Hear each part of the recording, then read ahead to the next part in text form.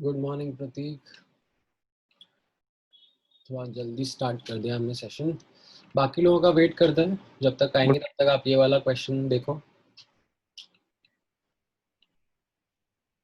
अच्छा, एक मेरी छोटी सी हेल्प करो। आज मैं एक्चुअली एक दूसरे लैपटॉप पर ट्राई कर रहा हूँ। ये मेरा रेगुलर वाला लैपटॉप नहीं है, तो इसमें आप एक बार मुझे चैट विंडो पे कुछ लिख के भेजो प्रतीक।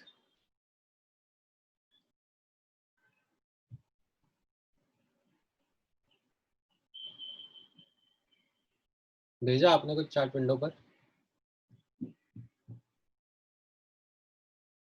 हाँ ठीक है, आया। ओके, आपको स्क्रीन दिख रहा है ना?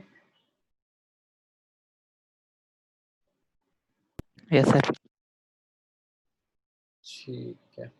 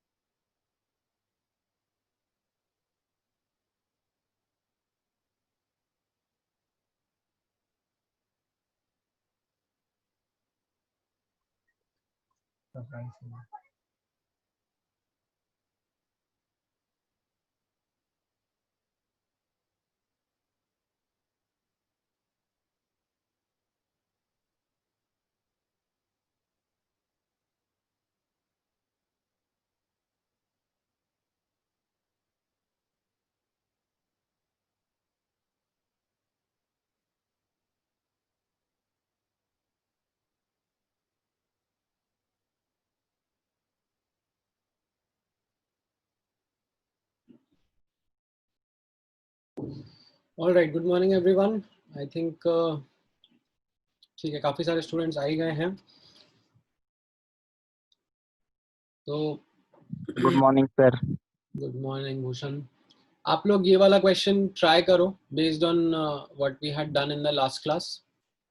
ठीक है, फिर मैं एक बार क्विकली लास्ट क्लास का रिवीजन करा दूंगा आप लोगों को, एंड ये क्वेश्चन डिस्कस करके हम लोग आगे बढ़ेंगे। ठीक है,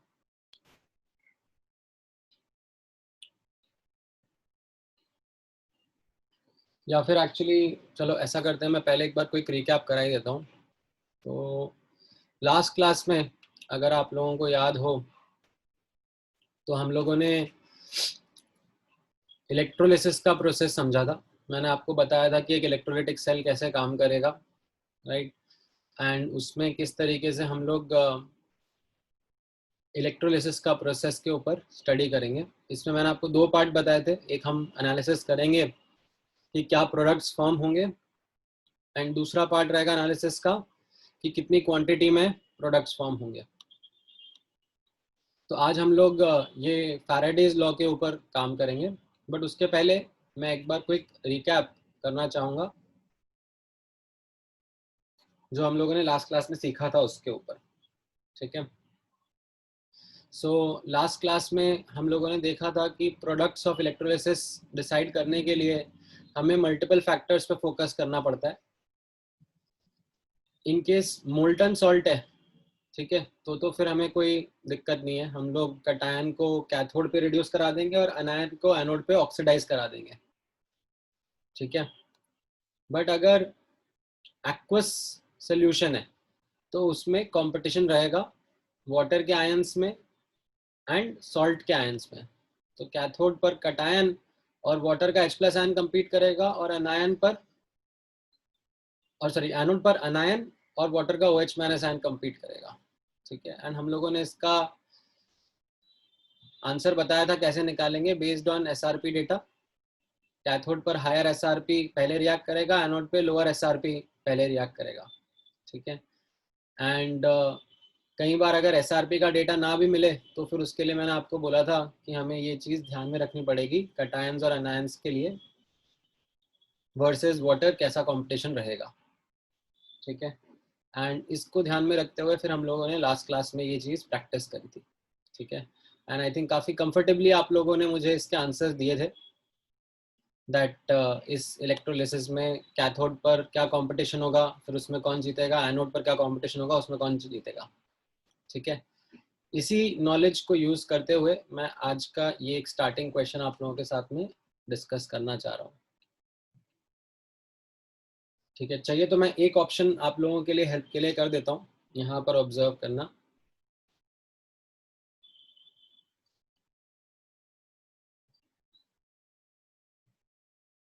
ठीक है, जैसे एक ए ऑप्शन में यहाँ पर आपके लिए एनालाइज करता हूँ। इसमें क्या दिया हुआ है, एक दिया हुआ है copper sulphate solution.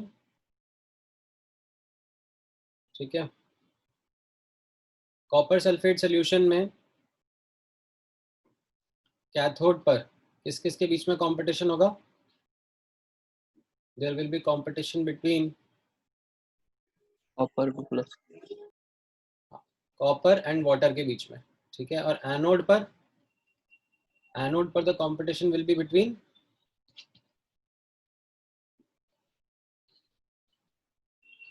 Sulphate and water के बीच में। राइट, तो इसमें कौन सा जीतेगा, ये हम लोगों ने लास्ट क्लास में देखा था। कॉपर हाँ, कॉपर और वाटर के बीच में कॉपर जीतता है और सल्फेट और वाटर के बीच में वाटर जीतेगा, है ना। इनके रिएक्शन क्या होंगे, ठीक है, वो एक एडिशनल नॉलेज मैं आप लोगों से एक्सपेक्ट करूंगा कि आप लोगों को लिखनी आनी चाहिए कि इनके बीच के रिएक्शन कैसे रहेंगे। कॉपर 2++2 हाँ, यहाँ पे देखो, यहाँ पे क्या हो जाएगा, copper 2+ + 2 electron is giving copper solid. ठीक है, एंड ये वाटर वाला याद है, 2H2O लिक्विड 2H2O लिक्विड। इसमें देखो ना क्या होगा, ऑक्सीडेशन होना है, एनोड पे ऑक्सीडेशन होना है, तो O2 ऑक्सीडेशन गैस में क्या होता है, ऑक्सीजन का -2 किधर जाता है, O2 गैस ऑक्सीजन गैस में। ठीक है, और फिर उसके आसपास की चीजें आप धीरे धीरे याद हो जाएंगी।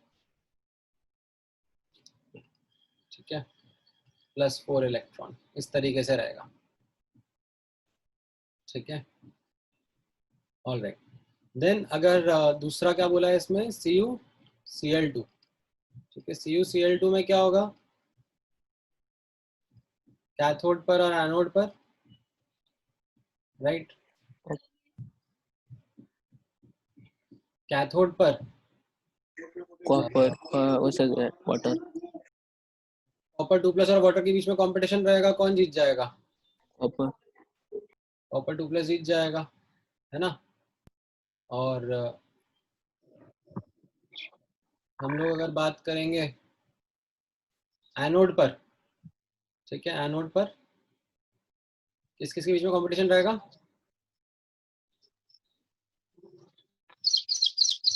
Cl माइनस और H2O के बीच में H2O कौन जीतेगा? Cl minus. माइनस। अपने आसपास देखा था, ये वो एक्सेप्शन वाला केस था, ठीक है। तो फिर अगर मैं आपसे आंसर पूछूंगा ए ऑप्शन में, ठीक है, कैन दे बी डिस्टिंग्विश्ड, इसमें ऐसे पूछा ना, कुड नॉट बी डिस्टिंग्विश्ड, ये पूछा हुआ है, ठीक है। बट यहाँ पर तो डिस्टिंग्विश कर पाएंगे हम लोग, है ना, क्योंकि यहाँ पर देखो कैथोड पे भले ही सेम चीज डिपॉजिट हो रही है, बट एनोड पर कॉपर सल्फेट के केस में तो O2 निकल रहा था, यहाँ पर क्या होगा? यहाँ पर तो क्लोरीन गैस निकल जाएगा ना, राइट। तो यहाँ पर ये कैन बी डिस्टिंग्विश्ड। मतलब क्या? हाँ बोलो। और डिस्टिंग्विश का मतलब क्या? डिस्टिंग्विश्ड मतलब अलग अलग अलग पहचान पाएंगे क्या, डिफरेंस होगा क्या इनके बीच में। मान लो अगर दोनों के दोनों के प्रोडक्ट सेम ही होते हैं, कैथोड पर भी और एनोड पर भी, तो मुझे दिखता ही नहीं ना, मुझे पता ही नहीं पड़ता कि किस में क्या है। बट इसमें कैसा है, अब दोनों में अलग अलग प्रोडक्ट आ रहे हैं, तो ये मैं पता कर सकता हूँ कि ये बोल सकता हूँ कि ये अलग अलग सोल्यूशन थे, ठीक है। तो डिस्टिंग्विश मतलब उनके बीच में अंतर पता पड़ जाए, यस। ठीक है। अब इस तरीके से आप लोग एक अटेम्प्ट लो डी ऑप्शन के ऊपर भी, ठीक है। डी ऑप्शन में मुझे बताओ कि एनोड कैथोड पे क्या क्या होगा।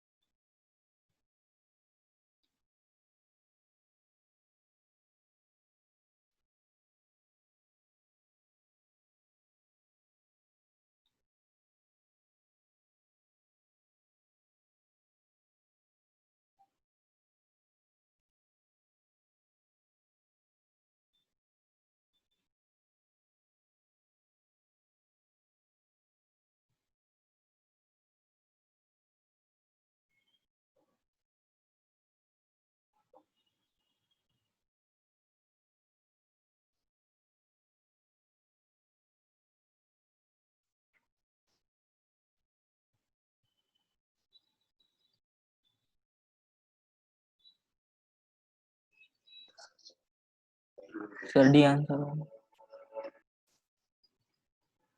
क्या बात है, तुमने तो आंसर ही दे दिया, फटाफट फटाफट।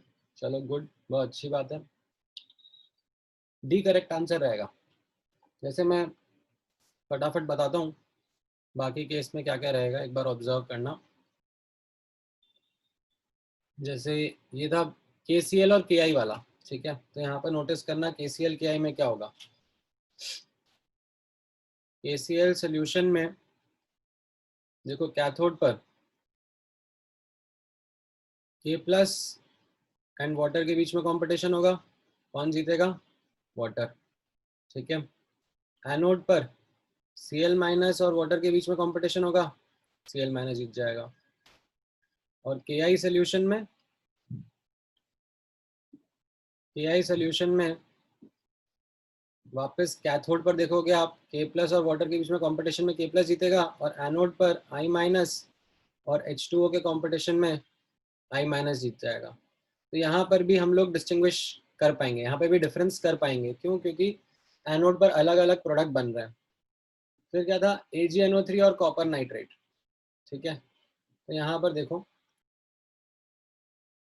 AgNO3 सोल्यूशन में क्या होगा, कैथोड पर Ag प्लस और वाटर के बीच में कौन जीतेगा? Ag plus, right.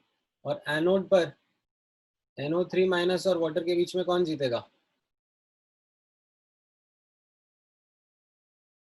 ये हमने लास्ट क्लास में डिस्कस किया था, वाटर जीत जाएगा।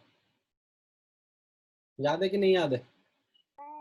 यस ये इधर देखो, ये मैंने लास्ट क्लास में ये वाला जो अपना कहाँ गया, ये था ना,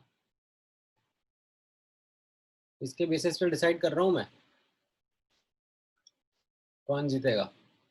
Ag प्लस और वाटर के बीच में कौन जीत रहा है? Ag प्लस जीत रहा है। और NO3 माइनस और वाटर के बीच में कौन जीत रहा है? वाटर वाटर जीत रहा है, राइट। तो ये चीज़ अपन ने लास्ट क्लास में यहाँ से जो सीखी थी वो याद रखनी पड़ेगी, क्योंकि कई बार क्वेश्चन में डेटा मिलेगा नहीं, ठीक है। फिर आप देखोगे तो लिखा हुआ है copper nitrate CuNO3 whole twice solution. तो उसमें कैसा रहेगा? कैथोड पर कॉपर 2 प्लस और H2O के बीच में कॉपर 2 प्लस जीतेगा, एंड NO3 माइनस और H2O के बीच में H2O जीत जाएगा। तो यहाँ पे भी देखो ना, यहाँ कैथोड पे अलग अलग हो गया, यहाँ पर Ag प्लस डिपॉजिट हो रहा है और यहाँ पर कॉपर डिपॉजिट हो रहा है, ठीक है। तो एक जगह शाइनी शाइनी मेटल दिखेगा कैथोड पे डिपॉजिट होता हुआ, एक जगह पर लाल लाल सा कॉपर, रेडिश ब्राउन होता है कॉपर, ये डिपॉजिट होता हुआ दिखेगा। तो अपन इसमें भी अलग अलग कर पाएंगे, ठीक है। डी ऑप्शन में देखो क्या था, KCl और NaCl। तो इसमें अब आप ऑब्जर्व करना, KCl में क्या रहेगा? कैथोड पर K प्लस एंड वाटर के बीच में वाटर जीतेगा, and Cl minus and water के बीच में Cl माइनस जीतेगा, एंड NaCl सोल्यूशन में भी एग्जैक्टली यही चीज़ें होंगी। Na प्लस और वाटर के बीच में वाटर जीतेगा, and Cl minus and water के बीच में Cl माइनस जीतेगा। तो ये आपका आंसर होगा, ठीक है। इसमें मैं बोलूँगा आपको that I will not be able to distinguish, can not distinguish और कैन नॉट डिफरेंशिएट, ठीक है, बिटवीन द टू, ठीक है। ई ऑप्शन भी चेक करना है आपको। ई ऑप्शन क्या रहेगा? CuBr and Cu sulphate, copper bromide and copper sulphate. तो उसमें क्या रहेगा?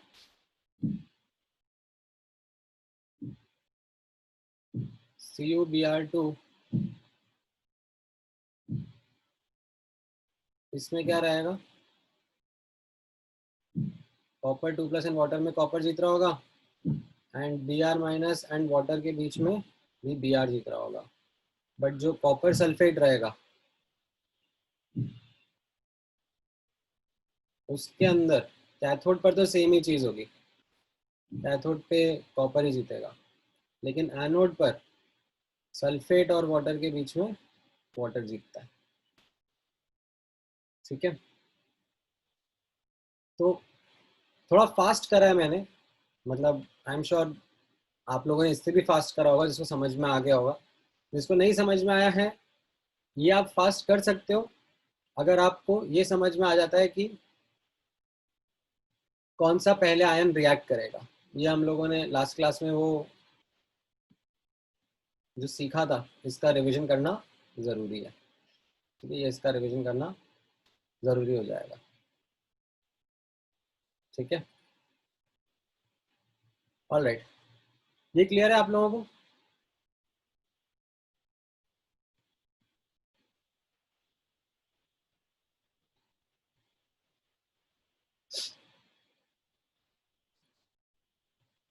अच्छा, अब इसमें इस क्वेश्चन में एक और इम्पॉर्टेंट पॉइंट था जो मैंने आप लोगों को अभी तक हाईलाइट नहीं कराया है। ये था इनर्ट इलेक्ट्रोड वाला। मतलब अभी तक जितने भी क्वेश्चन हम लोग सॉल्व कर रहे थे उसमें मैंने आपको इनर्ट इलेक्ट्रोड ही यूज करवाया है। जबकि याद हो आपको लास्ट क्लास में मैंने स्टार्टिंग में जब हम लोग एनालिसिस शुरू कर रहे थे तब मैंने फैक्टर्स अफेक्टिंग एनालिसिस में आपको कुछ कुछ चीज़ें बताई थी। तो यहाँ पर आप नोटिस करोगे तो हमने ऐसा, मैं आपको बताऊं तो nature of electrolyte, concentration of electrolyte and charge density, इसका इफेक्ट देख लिया है। ठीक है, ये तो नेचर ऑफ इलेक्ट्रोलाइट और कॉन्सेंट्रेशन पे डिपेंड करता है, वो तो मैंने आपको बता दिया था। ये मैंने वो Cl माइनस का जो एक्सेप्शन बताया ना, जिसमें ओवर वोल्टेज लगता है, वो एक्चुअली इस फैक्टर की वजह से होता है। ठीक है, जो क्लोराइड आयन का एक्सेप्शन था। बट अभी तक मैंने आप लोगों को नेचर ऑफ इलेक्ट्रोड के ऊपर कुछ भी नहीं कराया। हर बार मैंने हमेशा इनर्ट इलेक्ट्रोड ही ले लिया। ठीक है, बट मान लो अगर इनर्ट इलेक्ट्रोड नहीं है तो चीज़ें कैसे करेंगे। ठीक है, तो अब हम ऑब्जर्व करते हैं, मैं नीचे लेके आता हूँ। ठीक है, यहाँ पर देखो, let me put this as a heading only, electrolysis using active electrodes. ठीक है, इनर्ट नहीं है। ठीक है, एक्टिव रहेंगी इलेक्ट्रोड्स। अब तो वो एक्टिव इलेक्ट्रोड्स के साथ में कैसे वर्क करना है वो मैं आप लोगों को अब बताऊंगा। सो एक एग्जांपल के थ्रू करना स्टार्ट करते हैं।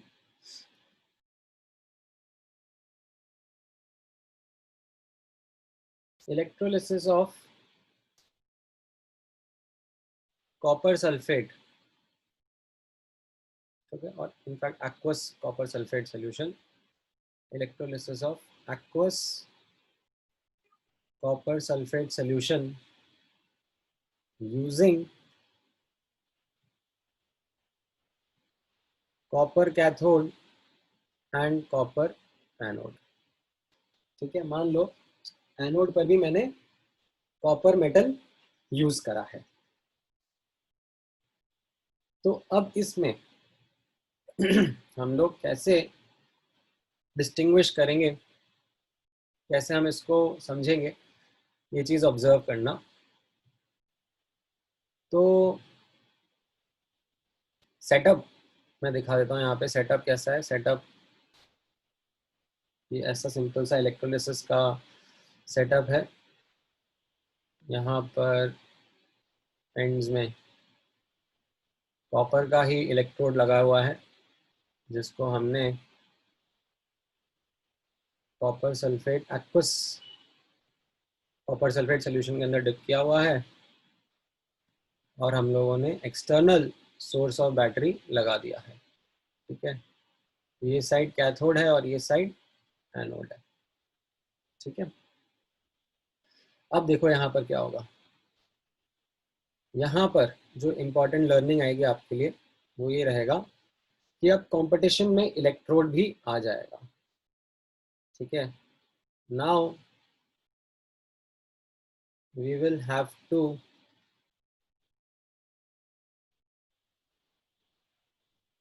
consider electrode also in competition।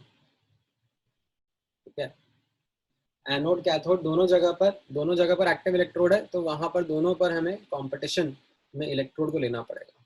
ठीक है, तो यहाँ पर अगर मैं कैथोड की बात करूं तो कंपटीशन किस किस के बीच में होगा, copper 2+ ion water versus copper electrode. ठीक है, electrode is also in competition. ठीक है, अब यहाँ पर एनोड पे देखना आप, एनोड पे क्या रहेगा।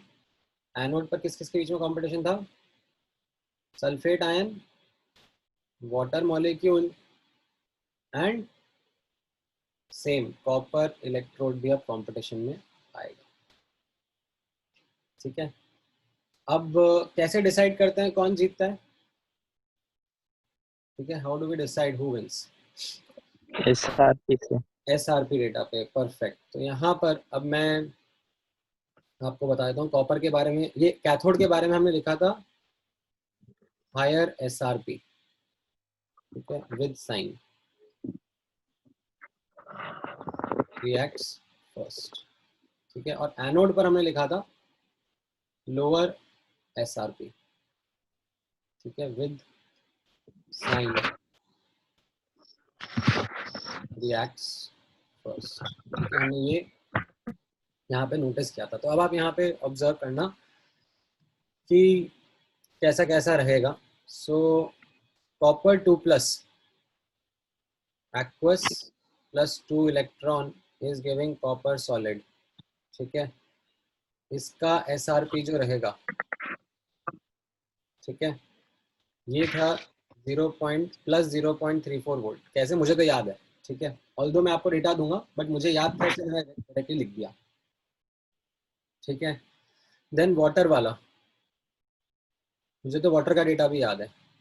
2H2O plus 2 electron is going to give you H2 gas plus 2OH minus aqueous and ये होता था -0.83 वोल्ट, ठीक है।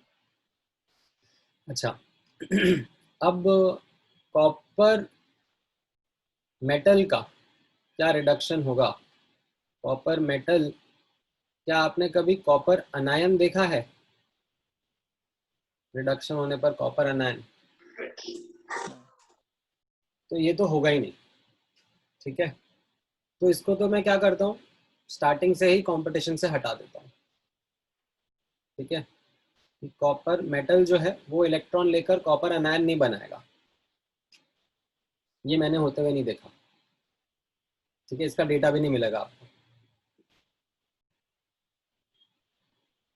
तो यहाँ पर अब इन दोनों के बीच का जो कंपटीशन है, उनमें कौन जीत गया? जैसा हमको पहले से पता था, कॉपर 2+ आयन जीत गया, ठीक है। अच्छा, अब एनोड वाली साइड पे चलते हैं। एनोड वाली साइड पे देखो, एनोड वाली साइड पर ये सल्फेट का ऑक्सीडेशन जो रहेगा, उसका रिएक्शन है SO4 2- aqueous, in fact 2SO4 2- gives S2O8 2-। ये मैंने आपको याद रखने के लिए बोला था लास्ट क्लास में, ठीक है। अब वैसे तो ये ऑक्सीडेशन हो रहा है, ठीक है। आप बोलोगे कि सर ये रिएक्शन तो ऑक्सीडेशन हो रहा है, तो हमें यहाँ पर SOP डेटा लिखना चाहिए, ठीक है। मैं आपको बोलूँगा लिख लो, मेरे को कोई दिक्कत नहीं है, लेकिन क्योंकि मैंने सब चीज़ SRP के टर्म्स में याद करी है, तो मैं इसके लिए यहाँ पर SRP का डेटा ही लिखूंगा, ठीक है। तो इसका SRP का डेटा +2.05 वोल्ट होता है, ठीक है। कैसे पता? आपको नहीं पता, ठीक है, मुझे भी नहीं पता था, ये तो मुझे याद है क्योंकि मैंने अभी थोड़े टाइम पहले देखा था, वरना आपको मिल जाना चाहिए। अच्छा, फिर वाटर का क्या रहेगा? 2H2O 2H2O liquid, liquid, O2 gas plus 4 hydrogen. O2 gas plus 4H+ aqueous plus 4 electron, ठीक है। और ये होता है +1.23 वोल्ट, ठीक है। कैसे पता? मुझे याद है, ठीक है। ऐसा नहीं बोल रहा कि आपको याद रखना है, ठीक है, मिल जाएगा क्वेश्चंस में। या फिर अपन ने देखा भी था कि सल्फेट और वाटर में कौन जीतता है। अच्छा, अब लेकिन कॉपर भी देखना है यहाँ पर, ठीक है। कॉपर का ऑक्सीडेशन लिखता हूँ मैं। कॉपर का ऑक्सीडेशन क्या होगा? Cu giving Cu2+ plus 2 electron, है ना। एंड इसका SRP क्या होगा? जो हमको पता है 0.34 वोल्ट, ठीक है। ये हो ऑक्सीडेशन रहा है, ठीक है, ये हो ऑक्सीडेशन रहा है, तो इसका SOP जो होगा वो -0.34 वोल्ट होगा। बट मेरे को SOP नहीं लिखने हैं, मुझे SRP ही लिखने हैं, ठीक है। तो मैंने तो सिर्फ इसका SRP उठा के लिख दिया क्योंकि मैंने सब कुछ SRP के टर्म्स में याद किया। तो अब इन तीनों में कौन जीतेगा बताओ जरा? Lower SRP wins. कौन है यहाँ पे lower SRP? Copper. Copper copper वाला। तो यहाँ पर आफ्टर दिस आपको क्या समझ में आया, ऑब्जर्व करना। यहाँ पर कैथोड पर कॉपर 2+ आयन जीत रहा है और एनोड पर कॉपर जीत रहा है, ठीक है। तो एक्चुअली इस सेल में हो क्या रहा है, ठीक है। इस सेल में अब आप ऑब्जर्व करना, शायद आपको समझ में आ जाएगा क्या हो रहा है। ये मैंने आपको या आपने जूनियर क्लासेस में पढ़ा होगा। यहाँ पर इलेक्ट्रोलिटिक रिफाइनिंग हो रही है, ठीक है। This is electrolytic refining.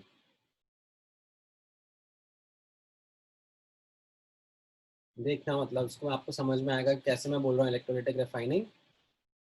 यहाँ पर कैथोड पर, ठीक है, कैथोड पर आप देखो क्या हो रहा है। कैथोड पर सोल्यूशन से कॉपर 2+ सो डिपॉजिट, क्या लिखा है है ना। सर? हाँ, ओ इलेक्ट्रोलाइटिक के आगे क्या है? Electrolytic refining. Okay sir. तो यहाँ पर देखो क्या हो रहा है, कैथोड पर और एनोड पर क्या हो रहा है। कैथोड पर मैं क्या करूँगा, प्योर कॉपर लगाऊंगा, और एनोड पर इम्प्योर कॉपर लगा दूंगा, ठीक है, कुछ भी इम्प्योरिटी होगी उसमें। तो क्या होता जाएगा, यहाँ पर जो इम्प्योरिटीज हैं, ठीक है, वो क्या होगा, वो सोल्यूशन में जैसे जैसे ये एनोड पतला होता जाएगा, वो सोल्यूशन में एज एनोड मड गिरती जाएंगी, ठीक है। और जो भी कॉपर होगा वो कॉपर 2+ आयन के फॉर्म में यहाँ पे आ जाएगा सोल्यूशन में, और जो कॉपर 2+ आयन है वो कॉपर में, वो कैथोड पर डिपॉजिट होता जाएगा, ठीक है। तो क्या होगा, धीरे धीरे विद टाइम कॉपर मोटा, कैथोड मोटा होता जाएगा और एनोड पतला होता जाएगा, है ना। जितना भी कॉपर वाला पार्ट है यहाँ इम्प्योर से, वो उठकर आपका कैथोड पे डिपॉजिट हो जाएगा। समझ में आया ये?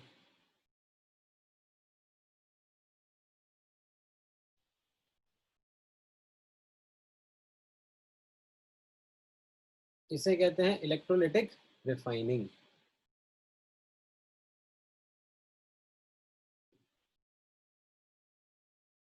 देखो यहाँ पर, ठीक है, मैं थोड़ा जूम आउट करता हूँ,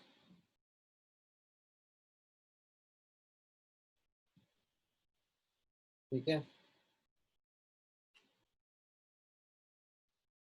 इलेक्ट्रोलिटिक रिफाइनिंग में क्या करना होता है, इलेक्ट्रोलिटिक रिफाइनिंग में जो ऑब्जेक्टिव होता है, रिफाइनिंग का मतलब समझ में आता है अपने को, रिफाइनिंग का मतलब क्या होता नहीं। है ना। तो यहाँ पर मेरे पास क्या था कि मैंने जो भी प्रोसेसेस थे उससे कॉपर निकाला ज़मीन में से, पर वो कॉपर इम्प्योर था, ठीक है।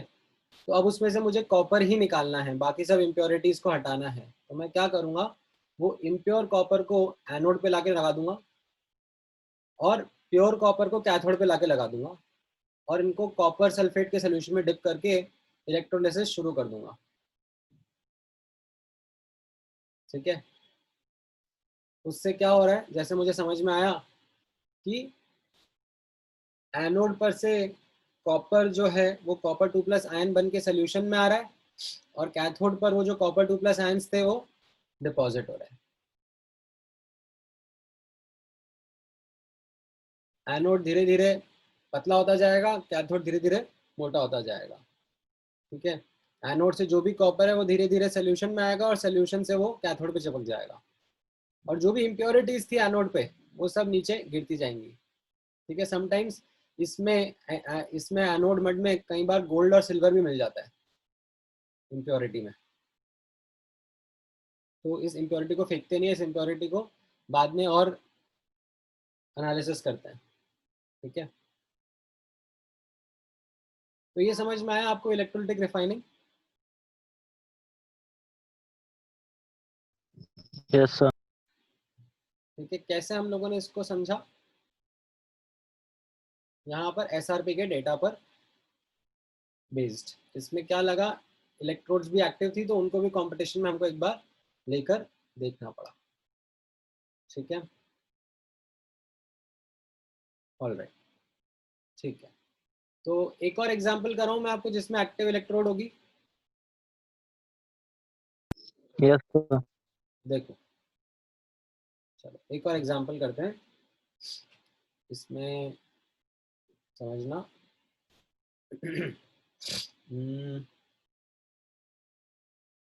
Electrolysis of aqueous AgNO3 solution using, अब इनर्ट इलेक्ट्रोड्स तो आपको पता ही है, ठीक है, बट मैं कुछ और ट्राई कर रहा हूँ।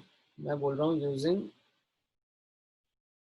Copper cathode and silver anode, ठीक है। तो आप लोग मुझे बताओ ज़रा किस किस के बीच में कंपटीशन होगा और कौन जीतेगा।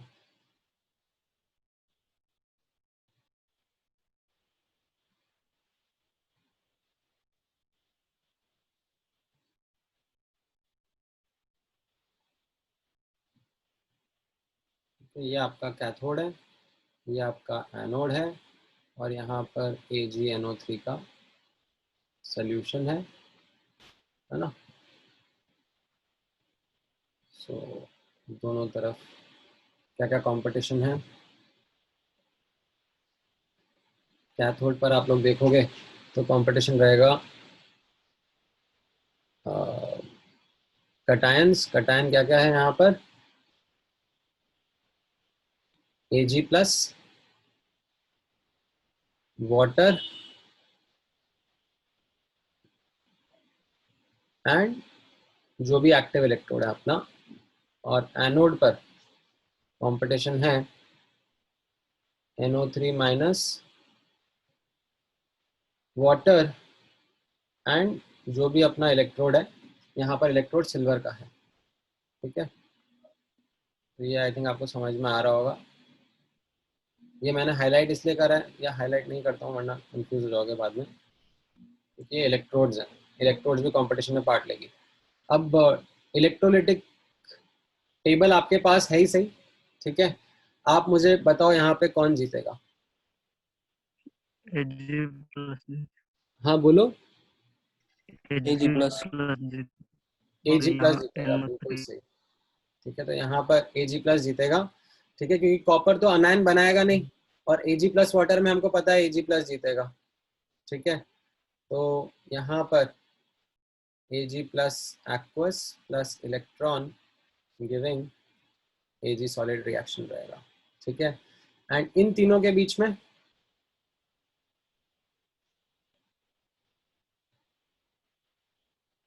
आपको अगर SRP मिलेगा, ठीक है, तो अभी NO3 माइनस का SRP मुझे पता नहीं है, बट इन दोनों के बीच में,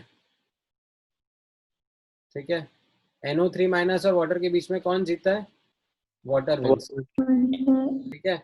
बट वाटर और Ag के बीच में अगर आप मुझसे पूछोगे कौन जीतेगा, तो इसका SRP 0.8 वोल्ट है और इसका SRP प्लस 1.23 वोल्ट था। तो कौन जीतेगा इन दोनों के बीच में, Ag.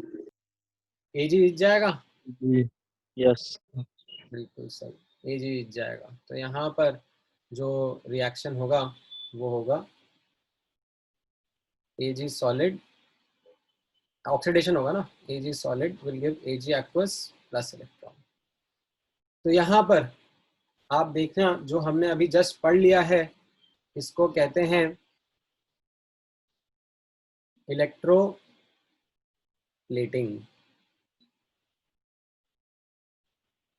चांदी का बर्तन बनाते हैं ना, चांदी का बर्तन कैसे बनाते हैं, वो प्योर चांदी का थोड़ा ना होता है पूरा का पूरा। ऐसे तांबा का जो बर्तन होता है, कॉपर का जो बर्तन होता है, उसके ऊपर चांदी की कोटिंग बनती है।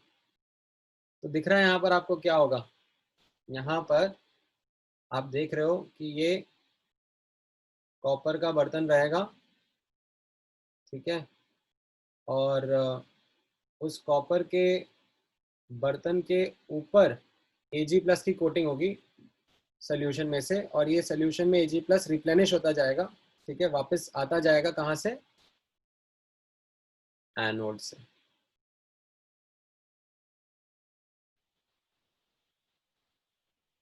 तो ये भी एक बहुत ही कॉमन एप्लीकेशन है इलेक्ट्रोलिसिस का, कॉल्ड एज इलेक्ट्रोप्लेटिंग। सो यहाँ पर कैथोड पर क्या रहता है, ऑब्जेक्ट टू बी कोटेड। कर दे इन ग्रुप हाँ बोलो। थोड़ी भी काय रीत लगाया मालूम है साउंड काय अरे अरे मुझे लगा मुझसे बात कर रहे हो। एग्जिट म्यूट कर लो, म्यूट कर लो। गई तो कैथोड पे कैसा रहेगा, कैथोड पे जो ऑब्जेक्ट जिसके ऊपर कोटिंग करनी है वो लगाते हैं, और एनोड पे क्या लगाते हैं, एनोड पर मेटल, मुझे एक ग्रुप से मेटल जिसका जिसको यूज करके कोटिंग करना है। से ठीक है, मेटल क्या लिखना चाहिए यहाँ पे मुझे, मेटल फॉर कोटिंग, जिससे कोटिंग करनी है। शायद गई ठीक है, ये समझ में आया। तो इसमें ऐसे और बहुत सारे एप्लीकेशन रहते हैं, जैसे मैं आपको बताता हूँ। ये मैंने वो मेडिकल वाले बैच में लगाया था, यहाँ पर आप ऑब्जर्व करें। जो राइट, चलता इंजन टक्कू मूंगे पाक गए इंदिरा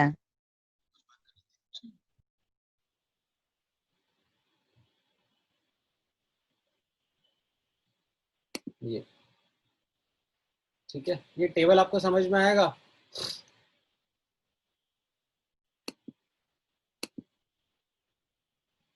मुझे जिससे कोटिंग करनी है, जिस मेटल से कोटिंग करनी है, वो मेटल को मैं एनोड पे लगा दूंगा। ठीक है, और ऑब्जेक्ट जो रहेगा उसको कैथोड पे लगा दूंगा। ठीक है, और फिर किस चीज़ का सोल्यूशन लेना चाहिए, जिस मेटल से कोटिंग करने वाले हैं उस मेटल के आयंस का ही सोल्यूशन लेना चाहिए। तो जैसे कॉपर से कोटिंग करनी है तो कॉपर सल्फेट का सोल्यूशन, सिल्वर से कोटिंग करनी है तो ये सिल्वर साइनाइड का सोल्यूशन हो जाता है। ठीक है, आप EgNO3 भी यूज़ कर सकते हो, जो मैंने ऊपर यूज़ करा, या ये सिल्वर साइनाइड भी कई बार यूज़ करा जाता है। निकल से कोटिंग करनी है तो निकल का सॉल्ट यूज़ करना पड़ेगा, गोल्ड से कोटिंग करनी है तो गोल्ड का सॉल्ट यूज़ करना पड़ेगा। तो इस तरीके से हम लोग sir electro excuse me sir plating, electro coating कर सकते हैं। सर हाँ बोलो भूषण। कोई भी मेटल का कोटिंग कर सकते हैं क्या सर? नहीं नहीं नहीं, इसमें एक्चुअली ऐसा होता है ना कि ये कंपटीशन में जीतना चाहिए ना एनोड पर, वाटर के मुकाबले। Yes sir. ठीक है, तो सब मेटल्स का नहीं होता। जैसे आप मुझे बोलोगे सोडियम का या मैग्नीशियम का या लिथियम का, तो वो सब वाटर से नहीं जीतने वाले हैं। Yes sir. ठीक है, कॉपर सिल्वर गोल्ड ये तो आसानी से जीत जाते हैं। निकल और जिंक और टिन, इनके बारे में मैंने आपको बताया था। ठीक है, अगर आप लास्ट क्लास में देखोगे, हाँ, ये जो मैंने आपको बताया था कि कैसा रहता है कि ये कॉपर सिल्वर गोल्ड ये तो क्या है, वाटर से जीत जाता है। ठीक है, बट ये जो लिथियम पोटेशियम ये सब रहेंगे, ये वाटर से ना जीत रहे। बट जिंक, आयरन, निकल, टिन, इन सब में क्या होता है, इनमें कॉन्सेंट्रेशन पे डिपेंड करता है। ठीक है, इसमें हम फिर भी इनको जितवा सकते हैं। ठीक है, वो थोड़ा कॉन्सेंट्रेशन वगैरह के हिसाब से देखना पड़ता है। ठीक है, तो यहाँ पर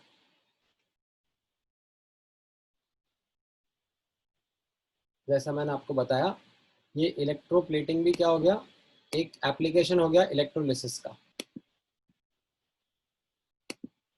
ठीक है, ये क्लियर है। तो आज जो मैंने आपको कराया है उसमें मैंने आपको ये दो चीज़ों के बारे में बताया है। एक तो इलेक्ट्रोप्लेटिंग है और एक इलेक्ट्रोलिटिक रिफाइनिंग है, जिसका मैंने आपको दिया एग्जांपल यूजिंग एक्टिव इलेक्ट्रोड्स। ठीक है, एक्टिव इलेक्ट्रोड्स को यूज करके हम लोग ये चीज कर पा रहे हैं। ठीक है, ज्यादातर क्वेश्चंस में तो देखो ये ऐसा इनर्ट इलेक्ट्रोड ही यूज होता है, बट अगर एक्टिव इलेक्ट्रोड कभी आ जाए तो वो आपको खुद से ढूंढना पड़ेगा और फिर उसको अप्लाई करना पड़ेगा, उसको भी कंपटीशन का पार्ट बनाना पड़ेगा। ठीक है, एक दो क्वेश्चन करोगे इसके ऊपर बुकलेट में से?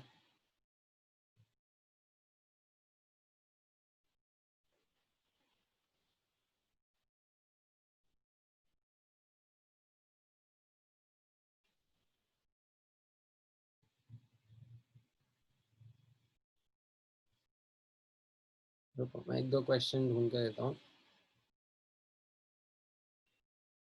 हम्म,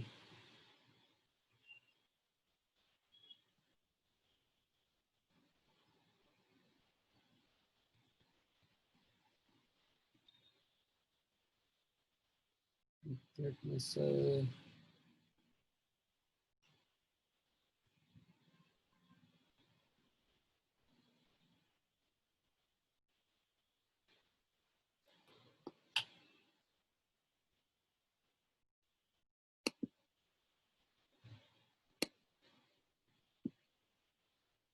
एक मिनट। अम,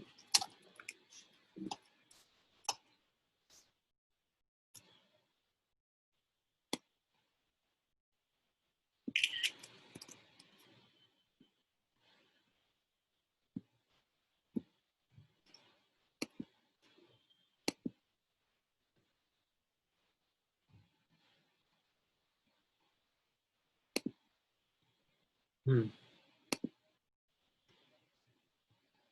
अभी इसको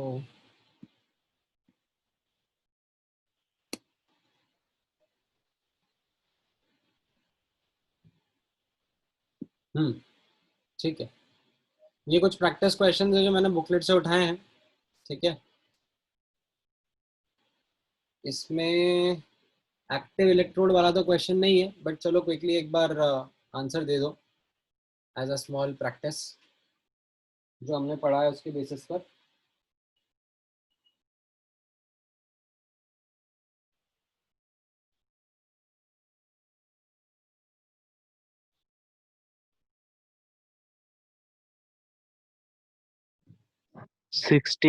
A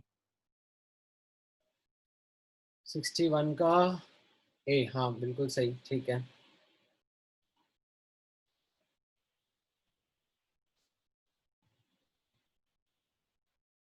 ठीक है, और बताओ।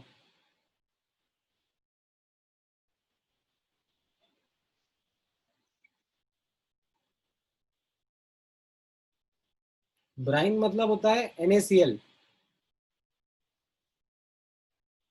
ठीक है, ये वर्ड आपको याद रखना चाहिए, कई बार यूज होता है क्वेश्चंस में। ब्राइन मतलब होता है कॉन्सेंट्रेटेड। ठीक है, कॉन्सेंट्रेटेड NaCl।62D 62 का डी एकदम करेक्ट। नहीं नहीं नहीं, एक सेकेंड, 62 का डी नहीं, गड़बड़ कर दिया। 62 का ए होगा। Na+ और वाटर में वाटर जीतेगा कैथोड पर, तो कैथोड पर तो H2 प्रोड्यूस होगा ना, हाँ, और Cl- और वाटर में Cl जीतेगा एनोड पर, तो Cl2 प्रोड्यूस होगा। 63 का बी। हाँ किसका? 63 63 का क्या लिखा, क्या बोल रहे हो? बी। B for Bombay. हाँ, रेस्पेक्टिवली बोला जा रहा है, देखो रेस्पेक्टिवली, कैथोड पर एंड एनोड पर रेस्पेक्टिवली। तो ए और बी में से मुझे सोच के बताना ढंग से।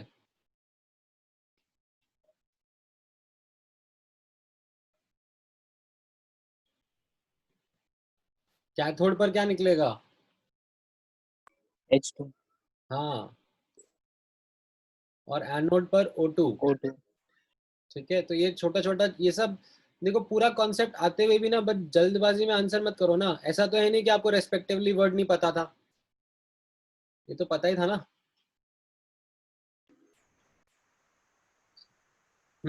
अगला बताओ।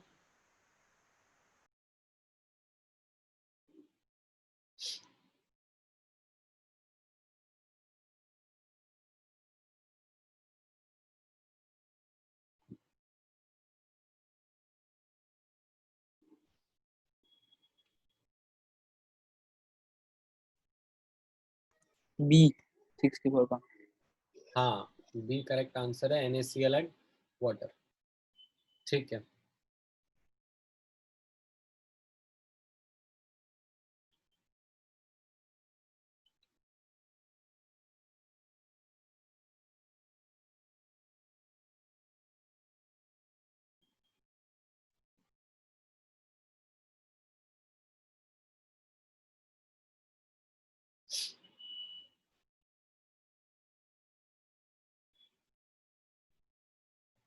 सिक्सटी फाइव का डी। 5 65 का B. डी एकदम करेक्ट, क्योंकि कैथोड पे रिडक्शन होता है, यहाँ पे और कोई ऑप्शन तो है नहीं रिडक्शन का।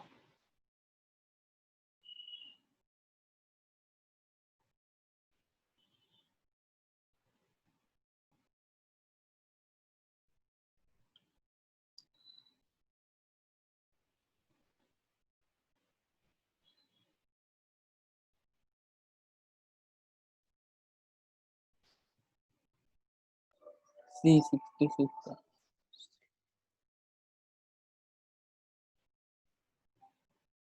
बोलो 66 का क्या? सी। सी राइट। फ्यूज्ड है, फ्यूज्ड NaOH में तो क्या होगा, जो अनायन होगा वो एनोड पे चला जाएगा, तो अनायन क्या है यहाँ पर, OH-। ठीक है, 67 में बताओ।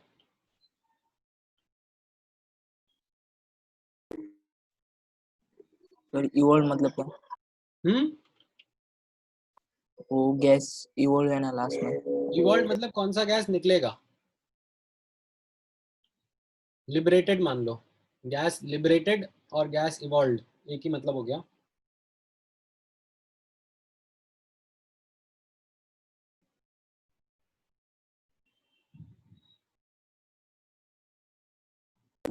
सी। हाँ, सही जवाब, गुड। ठीक, सो आई थिंक अब आप लोगों को ये कॉन्सेप्ट समझ में आने लग गया है प्रोडक्ट का। तो अब मैं आप लोगों के साथ में फैराडेज लॉज डिस्कस कर सकता हूँ। ठीक है, तो let me put the heading Faraday's laws of electrolysis. ठीक है, एंड ये एक्चुअली काफी सिंपल है, मतलब ये एक्चुअली मोल कंसेप्ट ही है, जो बेसिक बेसिक अपन पढ़ चुके हैं ना पहले, वही चीज है। तो इसको कैसे हम लोग अब हैंडल करेंगे, मैं आपको बता देता हूँ। दो लॉ रहेंगे, ठीक है, first law and second law. जो पहला लॉ है, ठीक है, मैं उसका सिंपल सा तरीका बताता हूँ आपको। ठीक है, जो पहला लॉ है that is actually definition of equivalence. ठीक है, अब equivalent का definition क्या था ये मैं आपको एक बार बताता हूँ.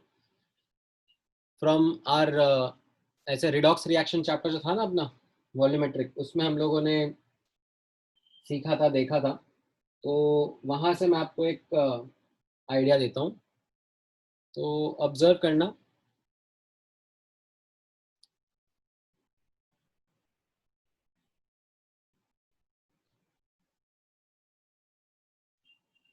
इक्विवेलेंट ऑफ अ सब्सटेंस का फॉर्मूला क्या था?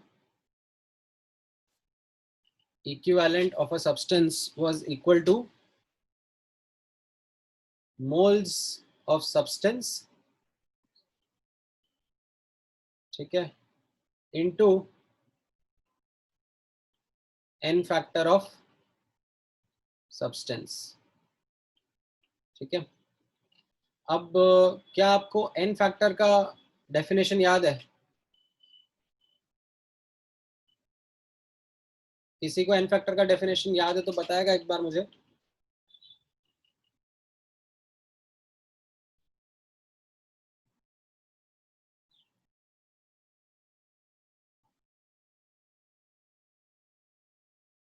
भूल गए सब?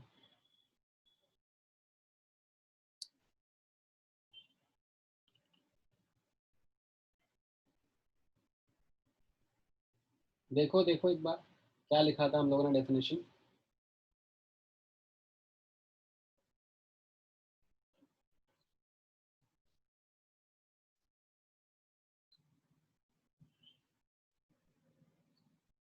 चाहिए तो एक बार नोट्स में देख लो.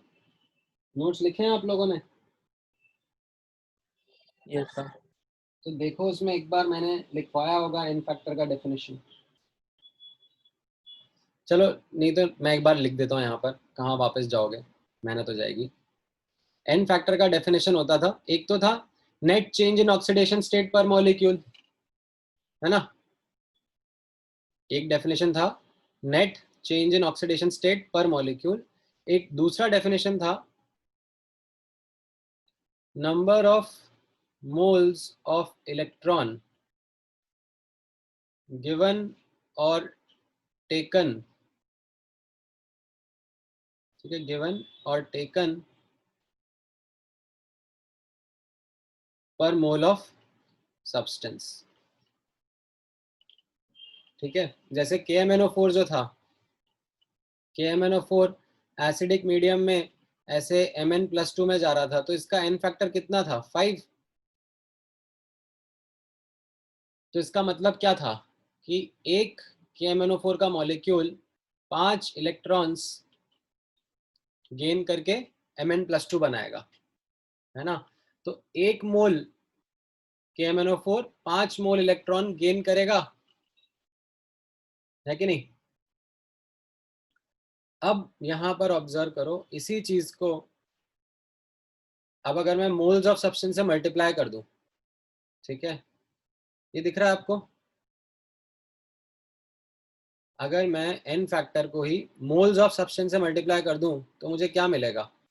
मान लो KMnO4 का n फैक्टर 5 था और KMnO4 के 2 मोल हैं, ठीक है. तो 2 इंटू 5 क्या मिल जाएगा? 10. वो 10 क्या रिप्रेजेंट करेगा? वो रिप्रेजेंट करेगा total moles of electron given और टेकन बाय सब्सटेंस, है कि नहीं. तो ये आपकी इक्विवेलेंट की डेफिनेशन हो गई. तो आपको इक्विवेलेंट की डेफिनेशन समझ में आई? इक्विवेलेंस ऑफ सब्सटेंस क्या होता है? Equivalence of substance is what now?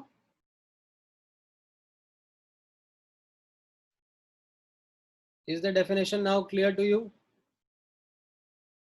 It represents the total moles of electron given or taken by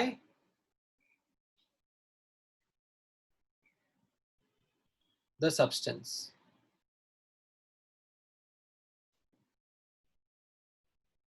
ठीक है, Is this clear?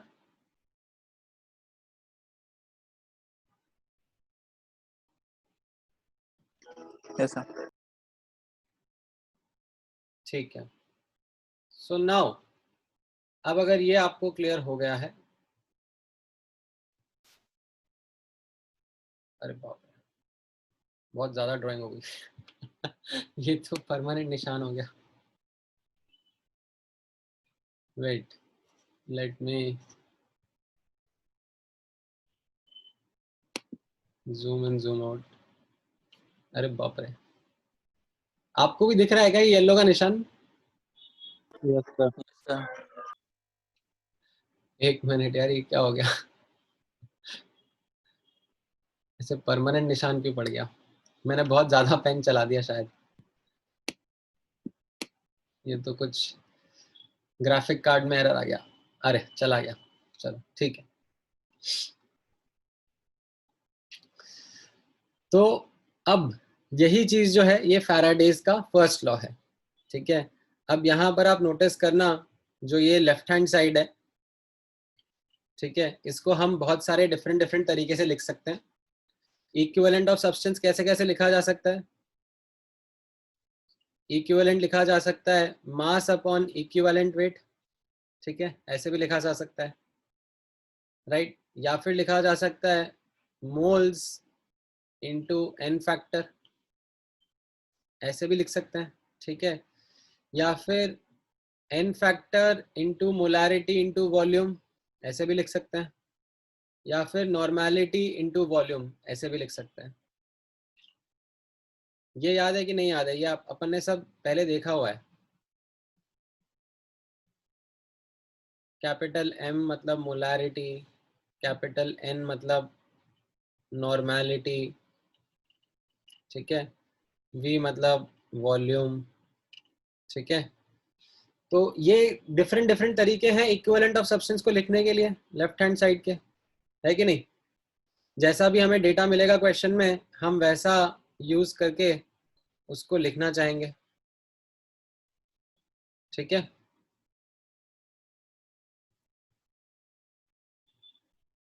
अब राइट हैंड साइड के लिए देखना, राइट हैंड साइड के लिए कैसे हम लोग लिखेंगे. राइट हैंड साइड पे टोटल मोल्स ऑफ इलेक्ट्रॉन चाहिए. ठीक है. तो उसको भी हम अब जैसा डेटा मिलेगा उसके हिसाब से लिख सकते हैं. तो यहाँ पर नोटिस करना, मैं एक नई क्वांटिटी डिफाइन कर रहा हूँ आपके सामने, फैराडे. ठीक है. 1 Faraday is charge of 1 mole of electron. ठीक है. ये फैराडे जो है, जैसे कूलम होता है, कूलम क्या होता है? Unit of charge. वैसे फैराडे भी यूनिट ऑफ चार्ज है. ठीक है. और इसकी वैल्यू क्या रहेगी आप ऑब्जर्व करना. 1 फैराडे, क्या बोला मैंने? 1 मोल इलेक्ट्रॉन का चार्ज. तो कितने इलेक्ट्रॉन? 6.02 इंटू 10 की पावर 23, है ना? इतने इलेक्ट्रॉन. और हर एक इलेक्ट्रॉन पे कितना चार्ज होता है कूलम में?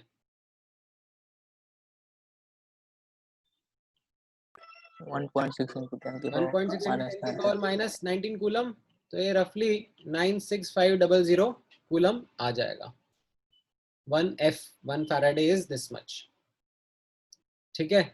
तो यहां पर नोटिस करना, जो मेरा टोटल मोल्स ऑफ इलेक्ट्रॉन है उसको मैं चार्ज इन फैराडे लिख दूं. ठीक है. मान लो 10 मोल इलेक्ट्रॉन होंगे तो 10 फैराडे चार्ज लगेगा इलेक्ट्रोलिसिस करने के लिए, है ना? या फिर अगर चार्ज इन कूलम लिखना है तो उसको 96500 से डिवाइड कर दो. और चार्ज इन कूलम क्या होगा? Current into time. ये आप लोगों ने पढ़ा हुआ है. आई जो होता है वो क्या होता है? करंट. किस यूनिट में? एम्पेयर की यूनिट में. और टी जो है वो किसके लिए स्टैंड कर रहा है? टाइम. किस यूनिट में? सेकेंड्स की यूनिट में. इस तरीके से लिख सकता हूं मैं राइट हैंड साइड को. इसमें किसी को कोई दिक्कत है?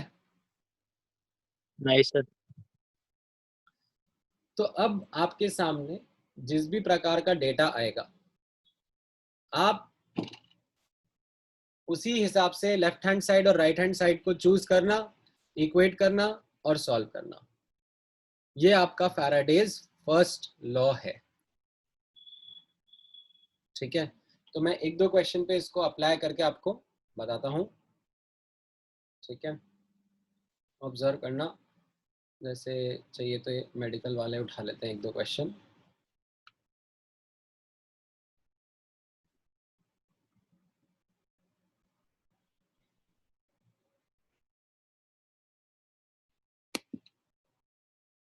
हम्म,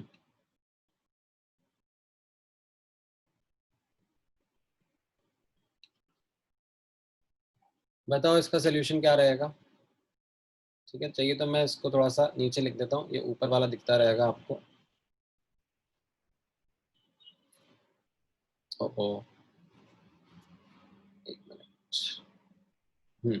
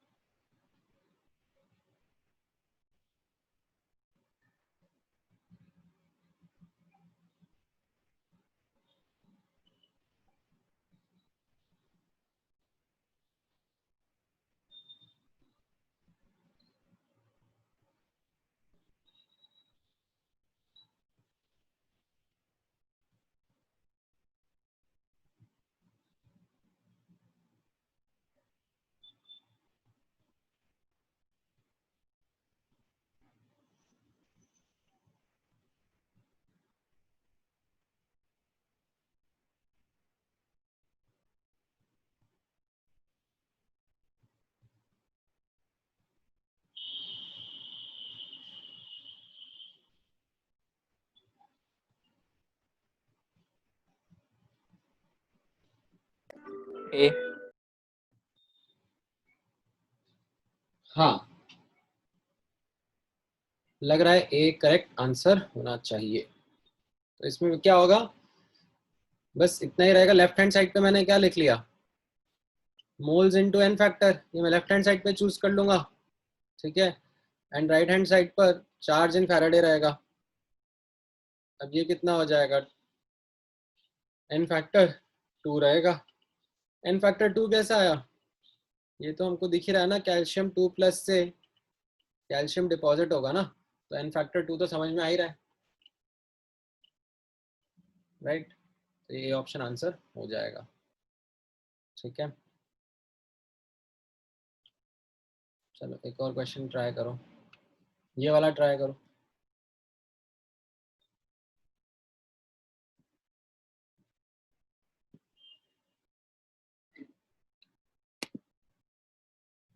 हम्म,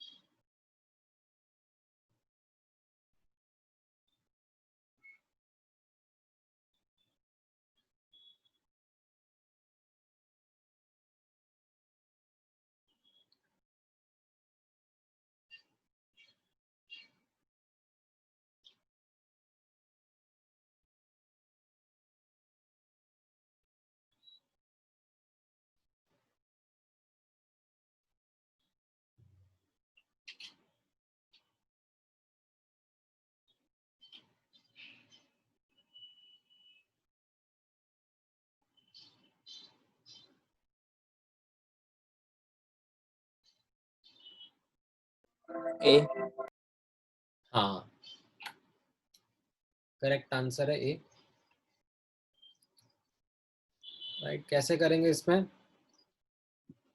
सेम, अब मोल्स इनटू एन फैक्टर ले लेते हैं लेफ्ट हैंड साइड पर, equivalent of chlorine will be equal to, और राइट हैंड साइड पर IT बाय 96500 ले लेते हैं, ठीक है, क्योंकि करंट और टाइम और इस सब के बारे में बोला जा रहा है, राइट। सो आई आपको 3 दिया है, टी आपको निकालना है, टी किस यूनिट में आएगा? सेकंड्स में आएगा, ठीक है, ऐसा यूनिट में। मोल्स दे रखे हैं 0.1 और एन फैक्टर कितना होगा?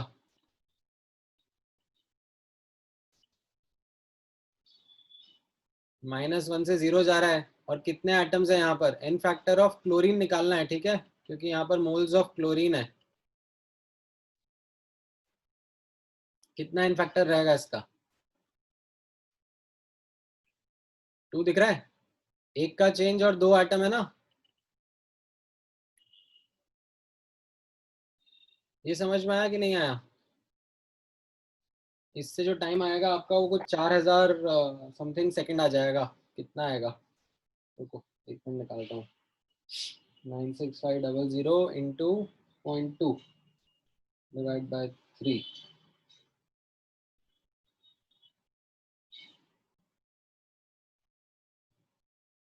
अरे एक मिनट,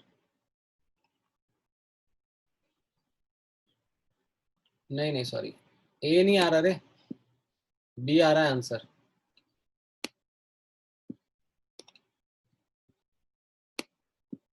गड़बड़ कर दी तुमने। सर मैंने एन फैक्टर 1 लिया था। एन फैक्टर 1 नहीं लेना, एन फैक्टर 2 लेंगे ना। तो ये टाइम आपका कुछ 6000 समथिंग सेकंड आ जाएगा। 96500 इंटू 0.2 डिवाइड बाई 3, तो 6433 आ जाएगा ये, और ये सेकंड्स होगा, तो ये आपका मिनट्स में 110 मिनट के आसपास आएगा, ठीक है।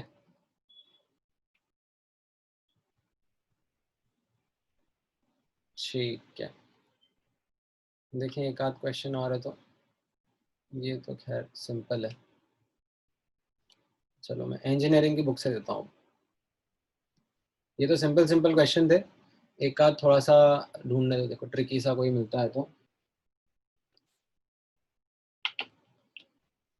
जिसमें थोड़ा सा और कैलकुलेशन करना पड़े।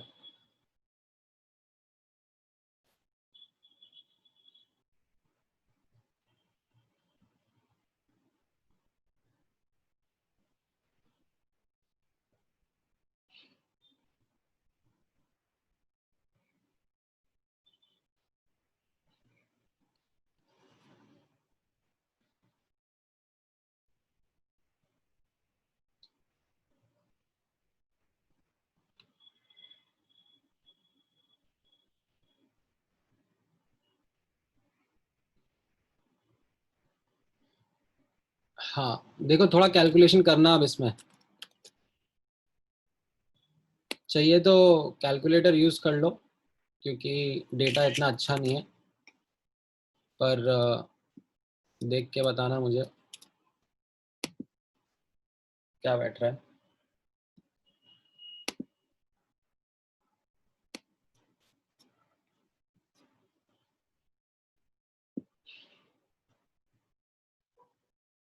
हम्म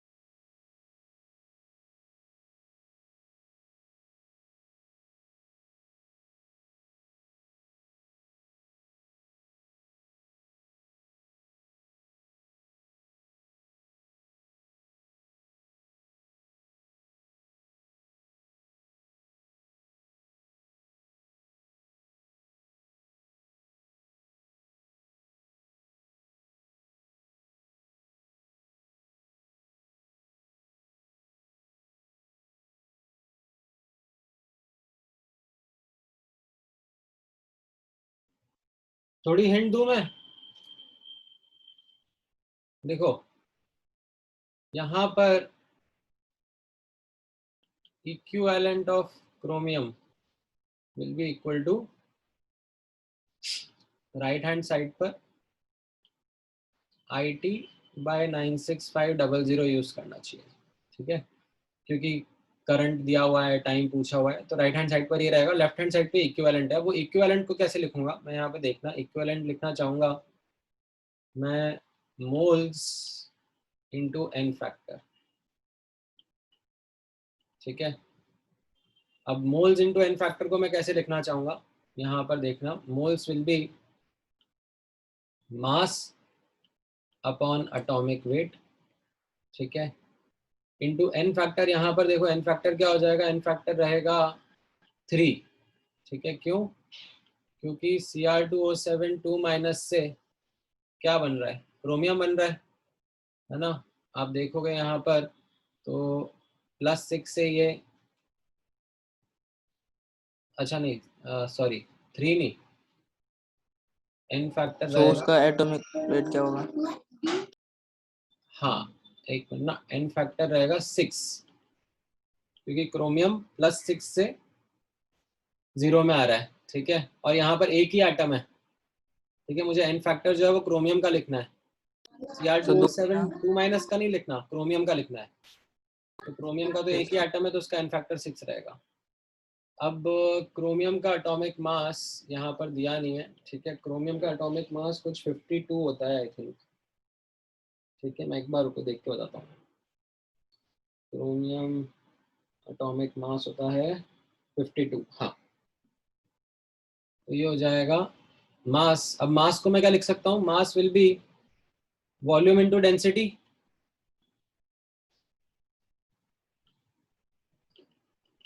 ठीक है, अपॉन एटॉमिक मास होता है 52 इंटू 6, है ना। अब वॉल्यूम इंटू डेंसिटी, वॉल्यूम क्या हो जाएगा, जो भी एरिया वन इंटू रहेगा थिकनेस। इंटू थिकनेस, है ना, इंटू डेंसिटी इंटू 6 अपॉन 52, ठीक है। अब एरिया ऑफ बेस आपको दिया हुआ है 0.25 मीटर स्क्वायर, ठीक है। तो यहाँ पर अब यूनिट्स का भी ध्यान रखना, ठीक है। यहाँ पर जो इस क्वेश्चन को और डिफिकल्ट बना देती हैं वो यूनिट्स हैं। क्यों? क्योंकि यहाँ पर आप नोटिस करना, ये जो डेंसिटी का डेटा दिया हुआ है ये ग्राम पर सीसी में दिया हुआ है, तो ये दिया हुआ है 7.19 ग्राम पर सेंटीमीटर क्यूब। तो मुझे यहाँ पर भी सब सेंटीमीटर क्यूब में ही लिख के लेके आना है। तो ये 0.25 मीटर था, मीटर स्क्वायर था, तो ये 0.25 मीटर स्क्वायर का मैंने 0.25 इंटू 10⁴ सेंटीमीटर स्क्वायर लिख दिया एरिया ऑफ बेस। और थिकनेस कितना दिया हुआ था, 2 इंटू 10⁻⁻2 mm। तो मैं यहाँ पे लिख दूंगा 2 इंटू 10⁻³ सेंटीमीटर, ताकि ये फिर सेंटीमीटर क्यूब कट जाएगा। समझ में आया?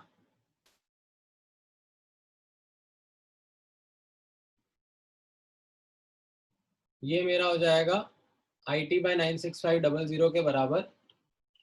आई कितना दिया हुआ है, 75, ठीक है, 75 एम्पेयर। और टी आपको अब निकल जाएगा, टी सेकंड्स में आएगा, तो उसको आप मिनट्स में निकाल लोगे, ठीक है। इसको सॉल्व करोगे तो आपका टी का वैल्यू देखो कितना आएगा, मैं सॉल्व करके दिखाता हूँ।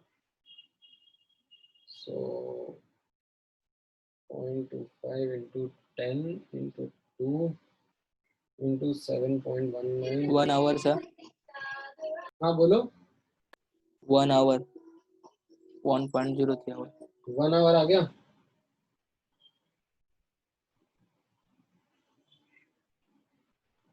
पक्का 1 आवर पता तो नहीं सर, आप करके देखो। डिवाइड बाय 60, 1.5 आवर आ रहा है, ये 1.48 आ रहा है। ये जो भी टाइम आएगा ना यहाँ पर, ये आपका सेकेंड्स में आएगा। फिर उसको आप अगर आवर्स में निकालना चाहते हो तो 3600 से डिवाइड करना पड़ेगा। तो ये आपका आंसर फिर लगभग 1.5 आवर आ जाएगा। देखो आपका 1.5 आ रहा है क्या, एक बार कैलकुलेशन करके।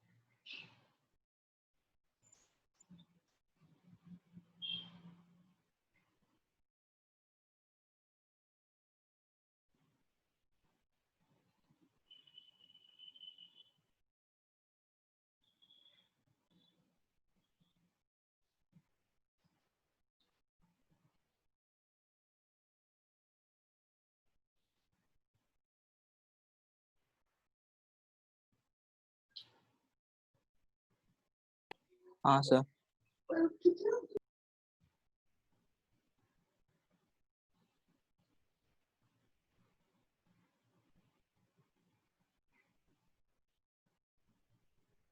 ठीक है,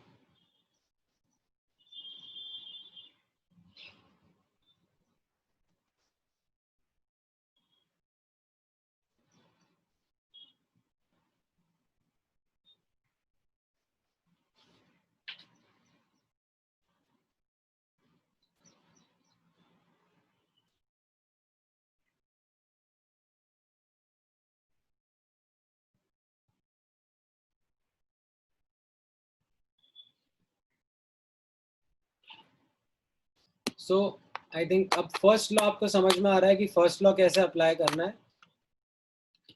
ठीक है, तो अब मैं आपको एक क्विक आइडिया दे देता हूँ सेकंड लॉ के ऊपर, जो कि इससे भी ज़्यादा आसान है। ठीक है, यहाँ पर ऑब्जर्व करना, सेकंड लॉ ऑफ फैराडेज क्या कहता है। For the same quantity of charge passed,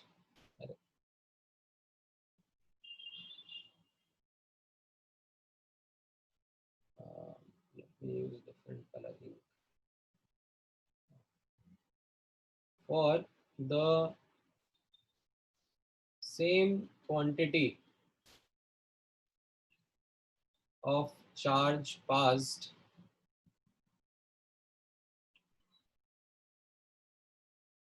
equivalent of substance 1, ठीक है, मान लो ये कैथोड पर कोई सब्सटेंस। सर इक्विवेलेंट्स है ना वो? हाँ EQ है ना वो, इक्विवेलेंट्स। हाँ, समझा नहीं मैं क्वेश्चन क्या कह रहे हो।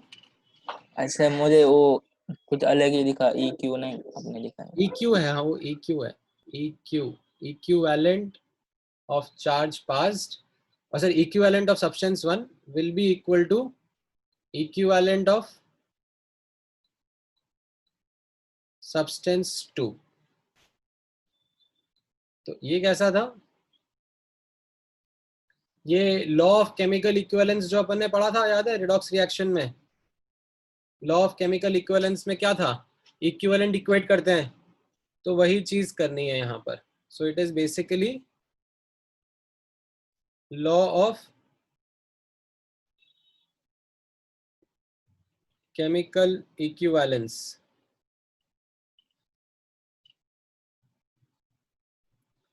equivalent of substance 1 is equal to equivalence of substance 2। जैसे फॉर एग्जांपल मैं आपको एक क्वेश्चन कराता हूँ।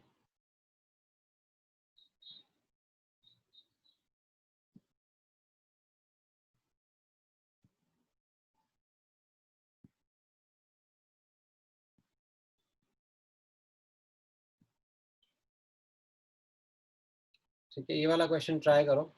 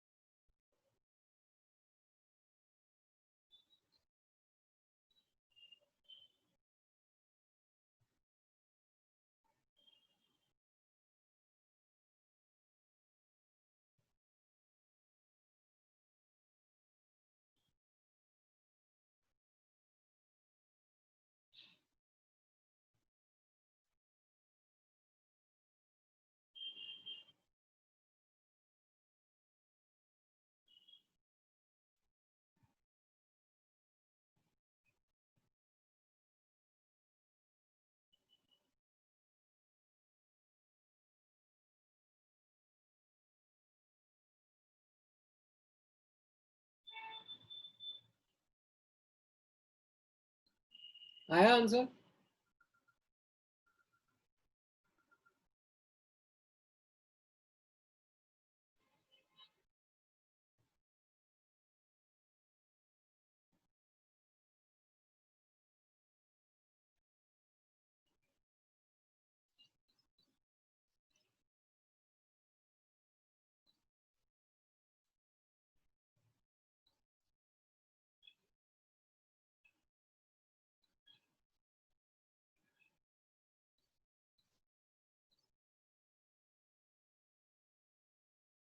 इसमें देखो क्या करना पड़ेगा, equivalent of aluminium will be equal to equivalent of H2।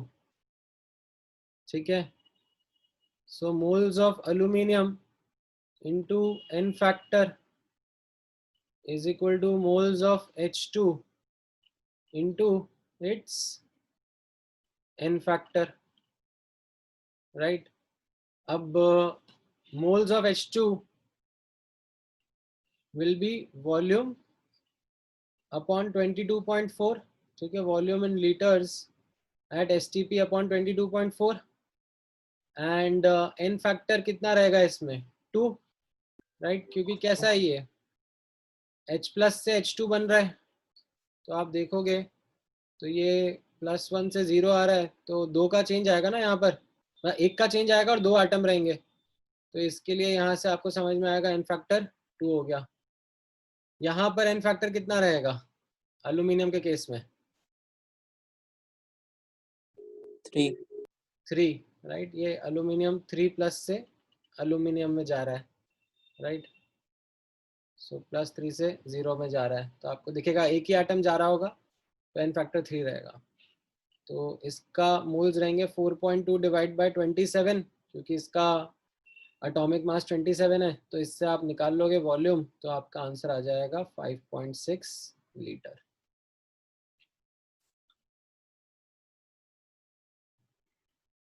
ठीक है, ये समझ में आया?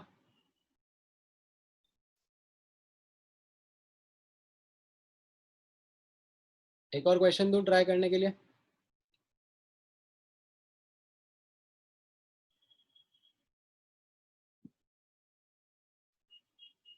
ये वाला क्वेश्चन करो ट्राई।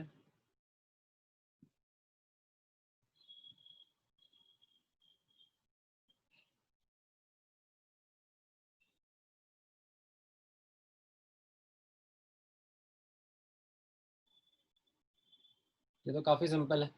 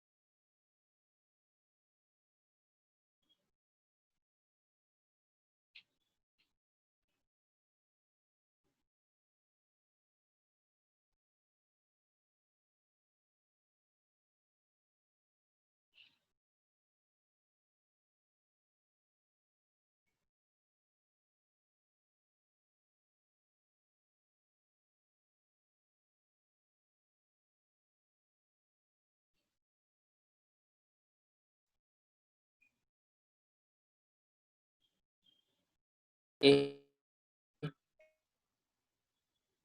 हाँ, ए इसमें करेक्ट आंसर है।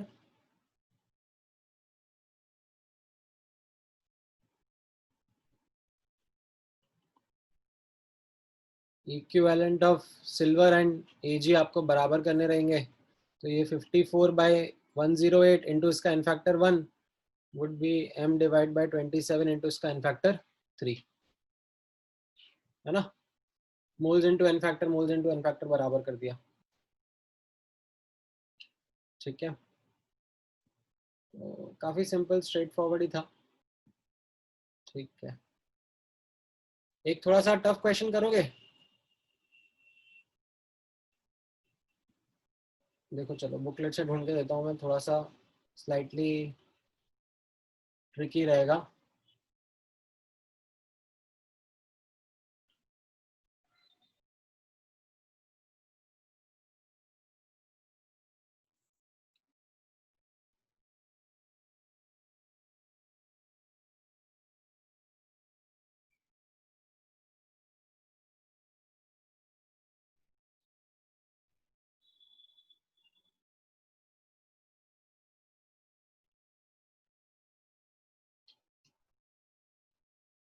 आवाज आ रही है आप लोगों को?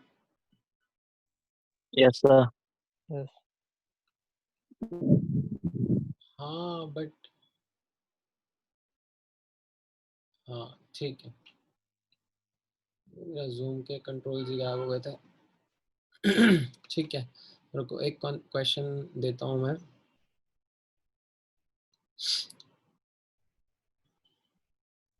सर वीडियो नहीं दिख रही। हाँ हाँ रुको, वो मैं शेयर वही एकदम। अभी दिख रही है? Yes, sir. हाँ, रुको एक क्वेश्चन और देता हूँ।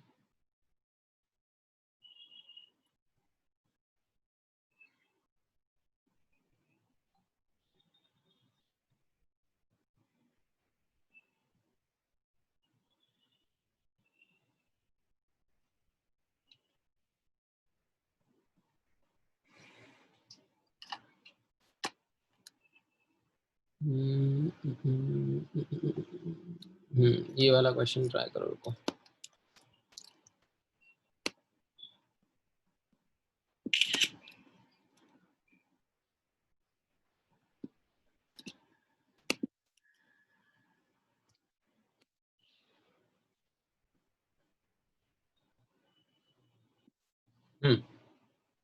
ये ट्राई करो।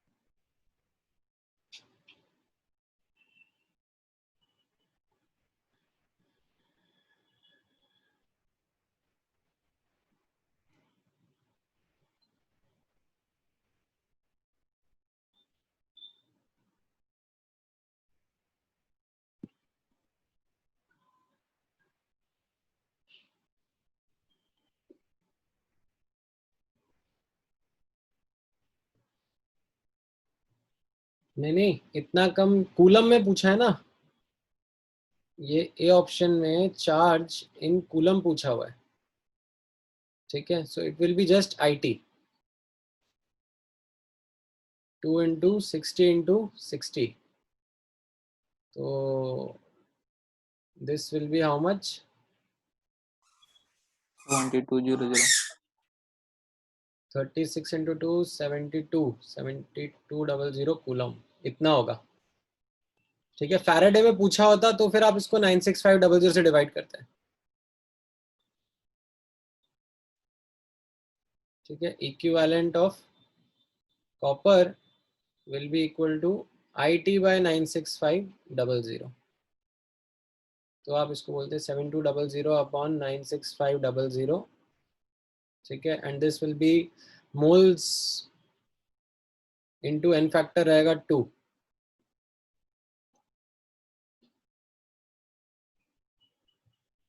तो इससे आपको मोल्स मिल जाएंगे। मास निकालना है तो मास कितना हो जाएगा, विल बी मोल्स इंटू 63.5, तो ये ग्राम्स में मास आ जाएगा। देन डी ऑप्शन में पावर क्या होता है, power is equal to V into I ना,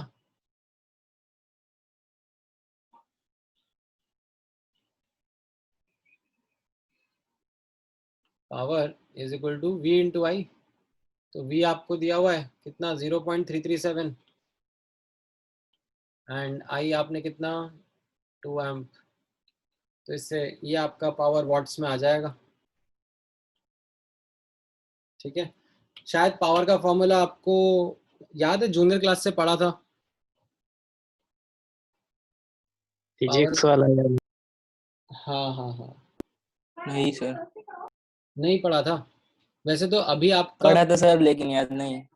हाँ, फिजिक्स में अभी इलेक्ट्रोस्टैटिक्स चैप्टर होगा ना, उसमें बताएंगे। फिजिक्स वाला तो सर एफई होता है ना, क्या फोर्स होता इनटू है? Volume. Force into volume. Force into volume. Yes sir. Power power force into volume कैसे हो गया?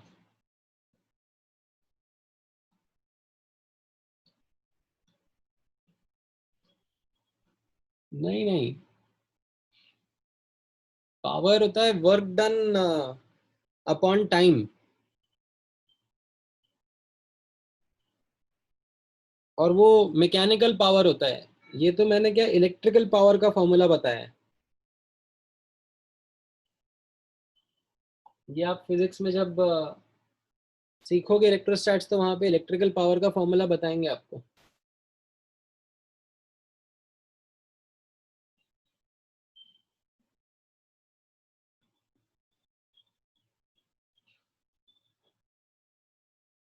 तो वो V इंटू आई रहता है।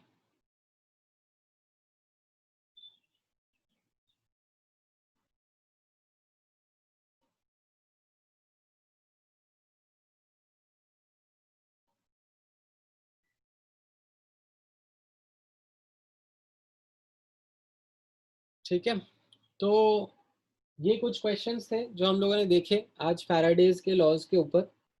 ठीक है, इसमें थोड़ा सा मैं और प्रैक्टिस कराऊंगा आपको नेक्स्ट क्लास में, जहाँ पर हम लोग थोड़ा सा एप्लीकेशन और देखेंगे इसका। एंड देन उसके बाद फिर मैं आपको कंडक्टेंस वाले पार्ट पे ले जाऊंगा, जो हमारा थर्ड पार्ट था ना चैप्टर का, जैसा मैंने आपको लास्ट क्लास में बताया था।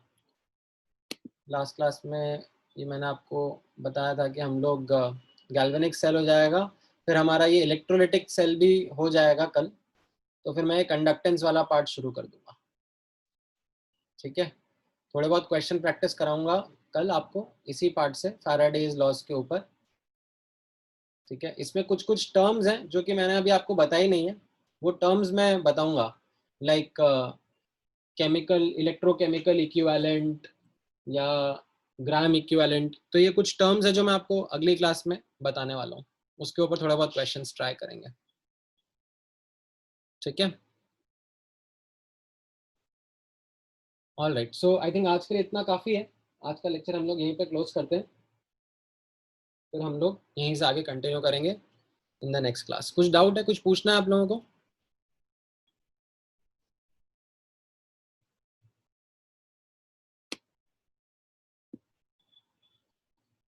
ऑल गुड, चलो ठीक है, then let me close the lecture.